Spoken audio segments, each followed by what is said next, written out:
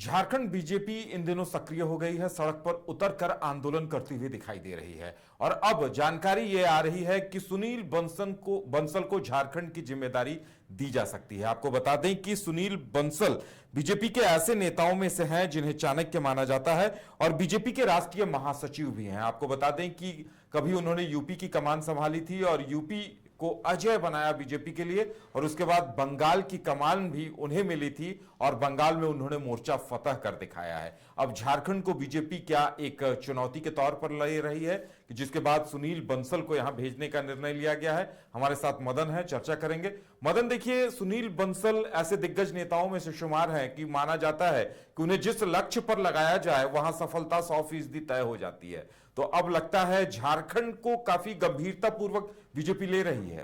बिल्कुल, देखिए, जिस तरह से बंगाल में बीजेपी ने अपना परचम लहराया, सफलता पाई, इसके पीछे एक नाम जो सामने आया उसमें मुख्य रूप से, हालांकि कई चेहरे हैं जिनके अथक प्रयास से बंगाल में जो बीजेपी ने अपना एक तरह से कहे कमल खिलाने में सफलता हासिल की है, लेकिन मुख्य रूप से अगर देखें तो सुनील बंसल का नाम इसमें सामने आया है कि जिस तरह से क्षेत्रीय स्तर पर ग्राउंड जीरो पर जाकर उन्होंने संगठन को मजबूत करने का काम किया, जो स्थानीय जो छोटे छोटे दल थे उनको साथ लेकर चलने का जो प्रयास उन्होंने किया, इससे एक बड़ी सफलता हासिल हुई है।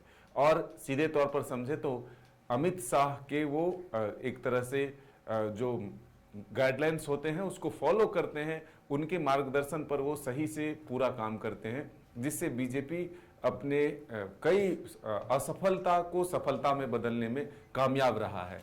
9 राज्यों में जिस तरह से बीजेपी ने पहले कभी भी सत्ता हासिल नहीं की थी, उनके मुख्यमंत्री नहीं थे, वहां पर अब बीजेपी के मुख्यमंत्री कामयाब हुए हैं।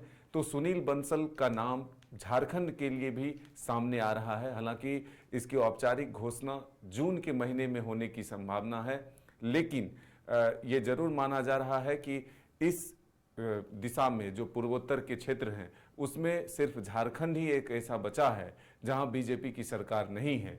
तो अब बीजेपी के टारगेट पर झारखंड है। 29 के चुनाव को लेकर अभी से तैयारी शुरू कर दी जाएगी।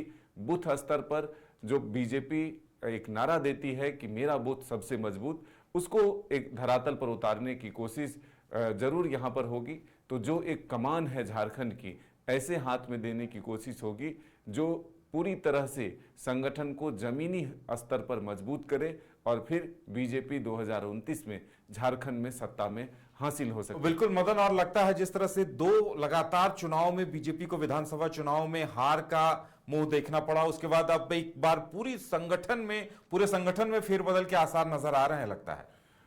बिल्कुल, देखिए, जब सांगठनिक रूप से जमीन पर काम होगा तो उस स्तर पर पहुंचने के बाद जो कई खेमे में बीजेपी बटी हुई है उसको एक साथ समेटने की कोशिश होगी और एक चेहरा तैयार करने की कोशिश होगी जो झारखंड में संगठन के तौर पर मजबूती प्रदान करने के लिए सामने है। हालांकि देखिए, जो कमान फिर से बीजेपी के प्रदेश स्तर पर आदित्य साहू जी को मिली है। हालांकि वो प्रदेश अध्यक्ष नहीं थे, इससे पहले वो संगठन से जुड़कर लगातार कई महत्वपूर्ण पद पर रहते हुए संगठन को मजबूत करने में काम किया।